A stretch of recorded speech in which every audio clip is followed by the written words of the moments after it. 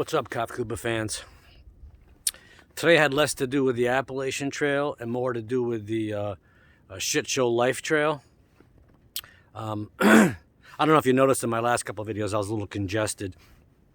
I don't know, probably one of the many variants, HIV-19 or something like that. We woke up in a blizzard. It wasn't bad enough that it was a nor'easter or a cyclone. It was a bomb cyclone, as if a bomb or a cyclone isn't enough. They got to double name it, but it was quite of a bomb cyclone, and I'll get to that in a second. Well, Saturday is usually my chore day, but I ordered a couple. I talked to my buddy Ian from Heading North, and I listened to all his advice because he's a good guy, and I trust him more than, no offense, than anybody, because I followed him every day on his hike through the through hike last year. Anyway, I ordered some extra Thermarest patches to in case I had a Thermarest patch kit, but it came with the Thermarest set. It was only a couple glue dots, so I ordered another set so that I have enough for my tent and my knock dirty water bag. Anyway, so that's one thing. But I had a little tin ear the last couple of days. It was ringing like a motherfucker for and I was trying to YouTube all these things and doing these little movements and rubbing my head and blowing my nose. And last night it was getting to be so much, I put a couple drops of hydrogen peroxide in my ear, and then I tried to flush it out with this syringe type bottle that I had in one of my videos for harvesting springtails. You could check out one of those videos. So I used the same thing in my ear that I used for harvesting springtails out of the shit pile behind my house. So, but a little soap and water goes a long way. So anyway, I did that last night, and I was trying to flush my ear, nothing. This morning I'd had enough, and I was like, I woke up and half my brain fucking fell out in the pillow when I was sleeping. So anyway, I put a couple drops of hydrogen peroxide, I laid it on my side, blah blah blah, and I got this bottle out and I gave it to work over this morning. Well, I started seeing a couple, not to make all my fans want to throw up in their soup, but I got starting to get a couple ear flakes, like a couple little earwax things. And I said, oh, maybe I'm making some progress. Finally, I was just like, and all of a sudden, this fucking olive-sized pit wax ball comes out of my ear. And man, I felt like I was born again. Oh, so that was the good thing that happened today, in addition to ordering my Thermarest patch kit for my tent and my knock filter. But back to this snowstorm.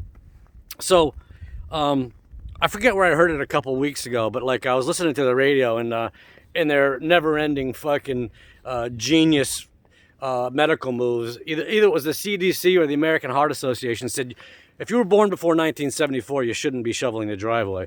Well, I wish they told me that before I shoveled 15 fucking tons of snow today by hand. We have a little shit blower for sidewalks. And believe it or not, I've been getting that thing running a little bit here and there, and I use it when I have to. But well, the belt didn't break. The blade actually broke off the shaft that was probably 20 years old and rusted finally. And I got a couple paths done, and lo and behold, now we're doing it all by hand. Well, here we are, La Bamba. Maybe it doesn't look so bad, but my arms feel like Mexican spaghetti. It was getting so I couldn't throw it over the hill anymore. This is the end.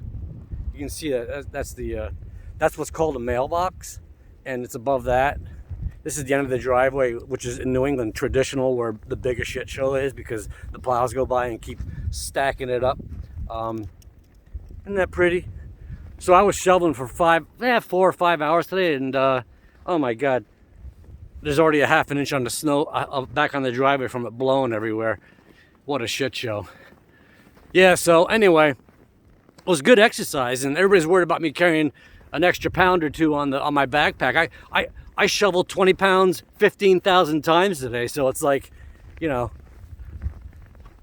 I don't know if you guys are all millennials doing the trail now. I mean, when I was in college for 4 summers, I worked as a mason, and I don't mean for a couple weeks. I mean 5 months of summer, and I don't mean the new rules where you stand around and lean on a shovel. I mean the old rules, 1863 rules, where if you weren't shoveling and hauling concrete 5 times your weight in a barrel over a 1-inch log, over trenches, and having your bossy mud, you know, block. I mean, Jesus Christ. A couple 20 pounds for a backpack, you fucking pussies. Jesus Christ. Hey, you know what's going to kill me on the trail? It ain't going to be the 20-pound backpack or the fucking 5,000 hill. It's going to be like being alone. And, you know, I'm 57 years old. I'm used to having a little action every now and then. So it's like, you know, it's easy for you young kids to like not have sex for a couple weeks at a time. But, you know, for me, if I go a couple hours, it's fucking hang it up, baby.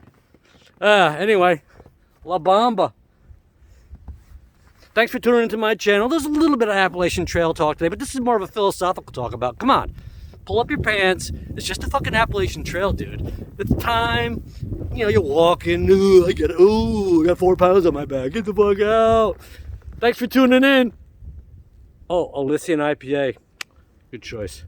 And it's only my first one, so relax. I'm not shit-faced. Ciao. Hope you enjoy my channel.